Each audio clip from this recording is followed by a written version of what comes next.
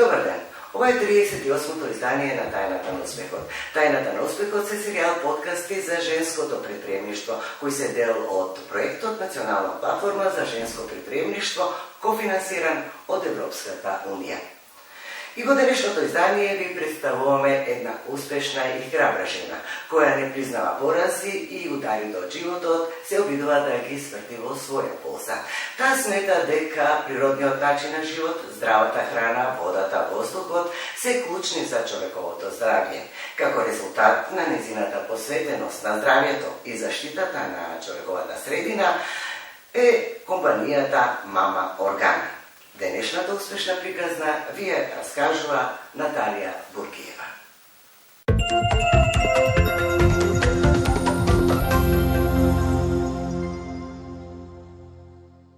Наталија, добро дојдовте во Тајната на успехот.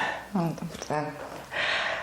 Мама Органа е првата екосоцијална компанија, барем според моите информации. Што значи тоа? Тоа значи дека, иако нема конкретен закон за регистрација на социјални предпријатија, ние работиме во склад со целите за одржлив развој од Обединетите нации, односно бизнес моделот кој го имаме создадено покрива 7 од 17 цели кои што се предложени и не е профит ориентиран, односно профитот не е на прво место како да кажем конвенционалните компании, туку доброто на поединецот и тоа што тој може да допринесе во заедницата, додека при тоа се обезбедува приходи за достоен живот. Тоа значи екосоцијална компанија. И ние собираме отпад од храна, кој што инаку загадува, креира стакленички гасови кои директно влијаат на климатската криза.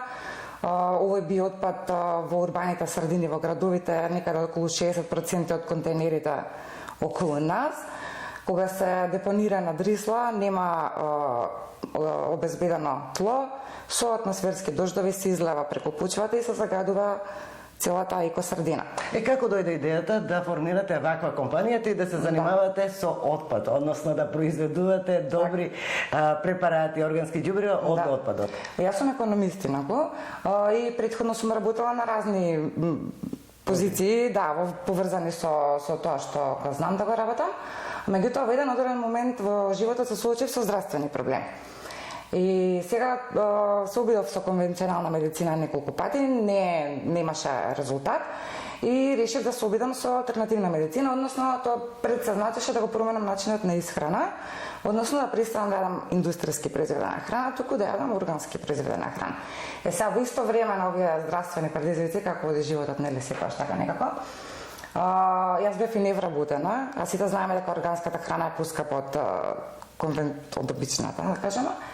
Ретко ја има на промоција во маркетите или некаде и немав можност да си обезбедам комплетно сето тоа што ми треба, затоа што дополнително сум самохранен родител, имам 2 деца, треба да се грижам и за нив исто така.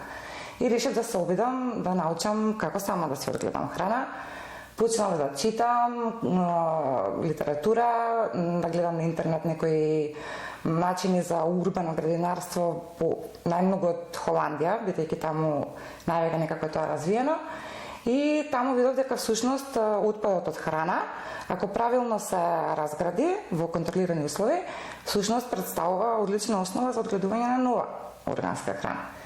И експериментирав во обична канта со тој бокаши систем се вика, произведав компост, засадив органски семења, си произведав храна и во тој момент се реков, чекај, зошто јас ова исто сега што го направив, да не го направам како решение на едно повисоко ниво. И при тоа, мало ми беше едното дете, тешко ми беше да најдам работа, за тоа бев и невработена, бидејќи немаше место во градинките бебе и немав каде да го оставам и си реков како не може да има некој место каде што може луѓето, раќите, млади, без разлика дали самохрани нема, особено самохраните, знам колку има тешко, одлично искуство, да не може да си ги носат децата на работа. И седнав, напишав бизнес модел, план и аплицирав на неколку повици поврзани со вакви зелени бизнеси еколошки. Испадна дека е прифатен од заедницата бизнес моделот, дека на сите им се допаѓа, дека тоа не покажа дека сме на вистинска цел, дека станавме тим после тоа. И така. Како предизвик беше да се да се промовира циркуларната економија во време кога бизнисите исклучиво барем во ова време се насочени кон профитот? Беше тешко. Значи, ние почнавме од 2017 официјално со поддршка од UNDP за самовработување, бидејќи тоа беше единствениот начин како можеше некако да го почнеме ова. Меѓутоа, ретко кој ја разбираше идејата дека ние ќе практикуваме циркуларна економија и што тоа значи. Ако го промовиравме производот, високо квалитетно природно ѓубриво, проаѓаше кај луѓето што им беше тоа понудено и тоа што им беше потребно. Ако го понудевме како проект, како за невладина организација, како здружение за креирање на работни места за самохрани мајки, беше прифатено. Меѓутоа, никој не го разбираше концептот на тоа дека ние всушност од нешто што е отпад и од вредностот која што сме отпишала, всушност го реупотребуваме тоа, позитивно влијаеме на многу фактори и при тоа креираме вредност, производ кој што и така е потребен, значи промовира органско одгледување на храна, сите знаеме пестициди, хербициди колку се штетни за исхрана и слично. И беше тешко и првите неколку години не можевме да најдеме никакви изврна средства, никакви инвеститори, никакво ништо. Тоа значи дека нашите финансиски институции не поддржуваат вакви бизнеси? Да, не, многу беше тешко. Меѓутоа има напредок во последниве година-две, можам да кажам слободно, и сега веќе е комплетно поинаква ситуацијата. Какви еве производи на нашите гледачи да им представиме, какви производи произведувате од тој биоотпад? Значи, од биоотпадот произведуваме компост. Значи, го компостираме биоотпадот во иновативни и аеробни компостери, кои што го скратуваат драстично процесот за разградување на отпадот во компост. Односно, за само 6 часа се добива финалниот производ. Машината е со капацитет за третман на 6 тони биоотпад на ден, значи голем капацитет. Најпрвен добиваме компост. Овој компост за тие кои што има само така потребен, го има само како производ компост, меѓутоа голем дел од производството користиме за развој на иновативни како да кажам земјоделски производи, кои што имаат цел да им помогнат на луѓето во урбаните средини да се одгледуваат градини, односно се работи за супстрати за органско одгледување на билки, без разлика дали хортикултура или ветеринарство за храна, односно во еден мал простор од 1 литар, например, саксија, да може да се одгледа цело растение дома, од семе до берба. И тоа ќе им помогне на многу луѓе дома да се одгледат храна, сами да одгледуваат. Сега кога беше особено карантинот со ковид пандемијата, многу луѓе се од дома седење се свртеа кон одгледување на билки некои. Една занимација, една здрава храна. Да, и многу е добро и поволно како семејна активност, заради тоа што може заедно да се прави со децата и децата да го учат природниот циклус на развој на нештата, како нешто за да израсне од семе до како да кажам до плод, треба да помине неколку циклуси, меѓутоа треба да се грижиме за него и тоа да биде така. Да, одлично. Одлична идеја и за возрастните, а посебно за децата кои можат да го следат овој процес. Да. Покрај производството на органско ѓубриво, на препарати, ваш предизвик представува секојдневни решенија потребни, како што е песок за мачки, исто така, свеж воздух на чинија. Можете ли малку да ни ги објасните за што станува збор? Да. Ние сме екосоцијално предпријатие, меѓутоа исто така сме и со предприемачки дух, развиваме социјално предприемништво и нашата цел е всушност да креираме проблем, да креираме решение на предизвик со кој што моментално се соочува општеството. Така пред година-две многу беше актуелен проблемот со загадување на воздухот во Скопје. Немаше на пазарот веќе ни пречистувачи за воздух, значи ништо. И направивме едно истражување што може да помогне од природата. И најдовме постои во литературата некои истражувања правено од НАСА, специјално за да им се подобри воздухот на астронаутите во Вселената, значи природен кислород. И тие издвоиле 6 билки кои што многу помагаат во производство на кислород во затворени простори.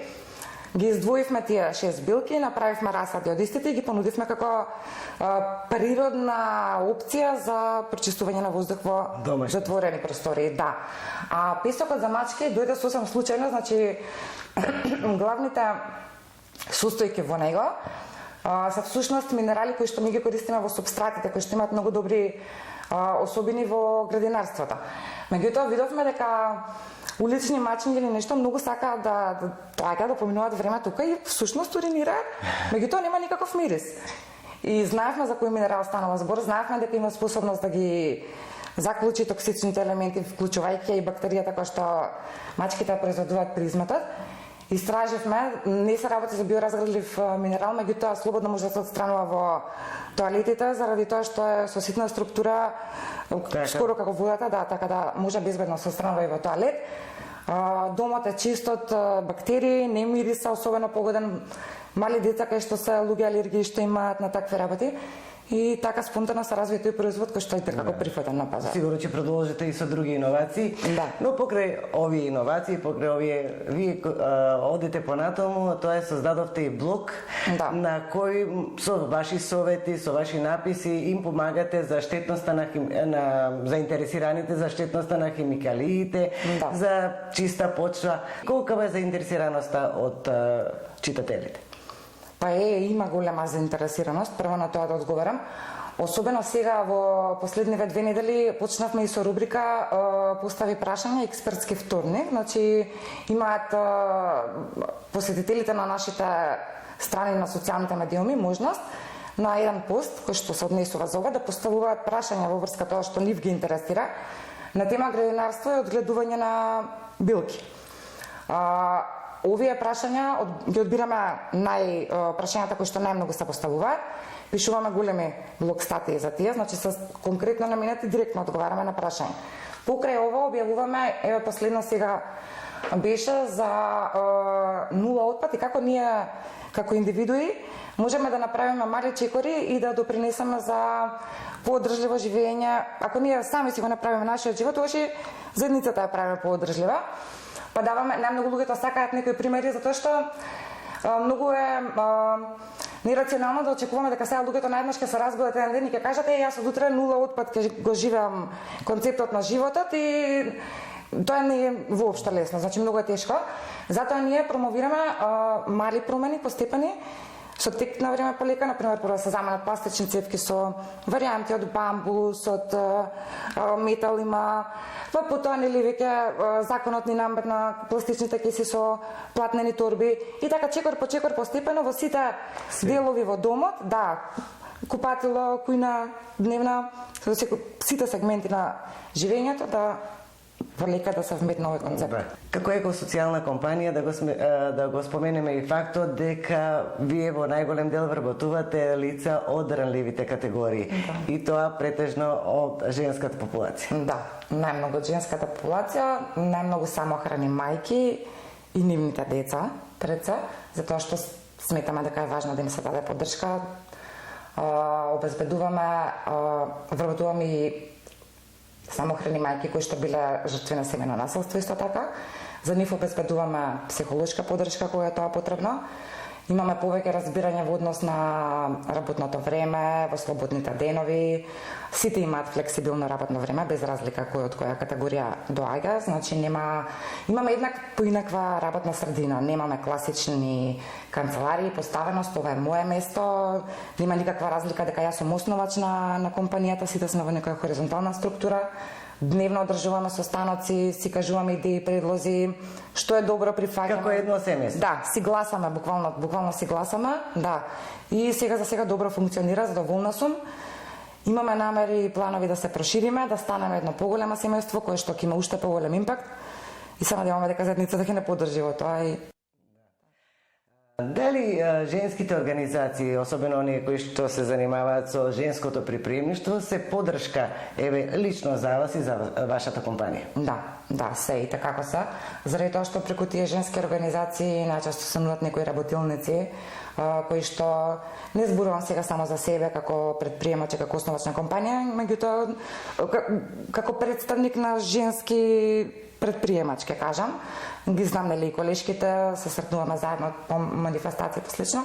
Потребни се работилници, потребна едукација. Ако не постојат овие организации, тие работилници ќе не бидат многу ограничени или ќе побаруваат. потребни се, обезбедуваат ресурси и ставаат на располагање ментори кои што ни помагаат во развојот на нашите бизнеси. Успешна жена предприемач сте, но дали некогаш еве за овој период на создавање на бизнисот и градење понатамошно сте дошли во ситуација на некои стереотипи, дискриминација затоа што сте жена? Да. Имало ли такви проблеми и како, дали би тоа би значило дополнителен елан за да ги надминете и да создавате уште поголема вредност?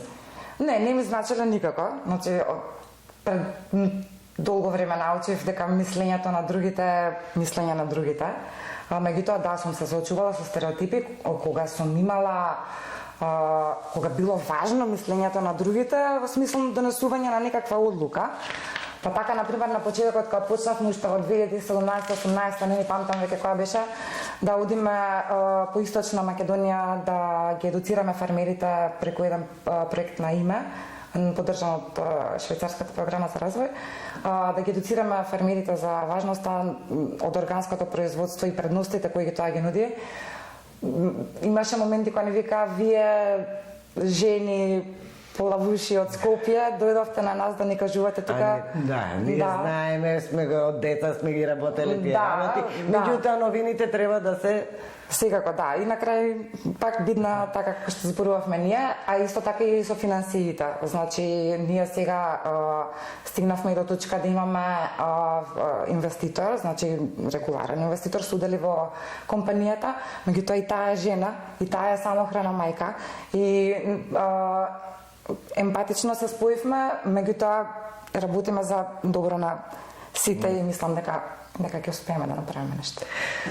Реков, јас успешна жена сте и едно прашање што би ги интересирало и гледачите наши. Што за вас представува успехот? Дали е тоа финансиски резултати, дали се тоа признанијата од средината или остварената цел? Од 3 век понудени единствено прифатливо остварената цел. Меѓутоа, не сум јас тип на човек што поставува една цел и ја завршува и тука е завршена работата. Што представува успехот за мене? Успех за мене првенствено е личен мир. Значи тоа е успех. Се друго што доаѓа патам, се уверив до сега неколку пати дека како настапуваш од себе, што даваш, тоа ти се враќа назад. Тоа е успехот. Да видиш дека добро ти се враќа, значи дека добро искочило од тебе и да се среќен и исполнет со тоа што си го постигнал и си го направил. Да се биде начело на една компанија, значи многу обврски. Како балансирате меѓу приватното и професионалното? Има ли слободно време? Не. До толку не што јас имам керка која што има 20 години, е студент и е вклучена во самиот фамилиарен бизнес од почетокот од основањето. И имам син 6 годишен кој што сега заврши прво оделение и сега е моментално на распуст, меѓутоа како и сите мајки што се ги носат на работа децата кај нас, така и јас, па сега е лето, имаат базен, имаат некои активности кои што може да ги прават самостојно без да треба наш ангажман да ние можеме да работиме, или една од нас ќе ги занимава децата, другите ќе си ги работиме обврските и така. Заедно кога сте во заедница многу се полесни работите, полесно функционира. Висок ли е данокот на успехот? Зависи како гледате на работите. Можеби да, меѓутоа се исплати на крај. Кои се плановите, Наталија, за во наредниот период? Па се голем. Имаме визија да направиме еден центар за одржлив развој, кој што најмногу ќе служи за одржлив рурален развој, ќе кажам, меѓутоа блиско до Скопје. Зошто така? Заради тоа што Скопје е најгусто концентрирана од сите места во Републиката, меѓутоа и покрај тоа има многу рурална средина, дури 70.000 жители живеат во руралните средини, од нив половина се жени и така натака. И докажано е дека дури 50% од овие жени во руралните средини не работат и немаат услови да работат, немаат ресурси, немаат едукација, немаат ништо. Па така сакаме во некои од руралните средини околу Скопје да направиме еден центар за одржлив развој, каде на овие жени би им понудила едукација, тренинг, некои занаидчества кои што тие сами би ги одбрале, значи според нивните желби и таленти, затоа што не мислиме дека е добро да им наметнуваме на луѓето што да учат, туку да ги развијат нивните таленти и потенцијали. за на крај да бидат самоодржливи, да си креираат приходи, да си имаат убав и достоен живот за еднаквост на сите. Ви благодарам и се надевам дека сите желби, сите планови ќе бидат реализирани и во некоја следна прилика ќе разговараме за новите успеси. Благодарам и вам.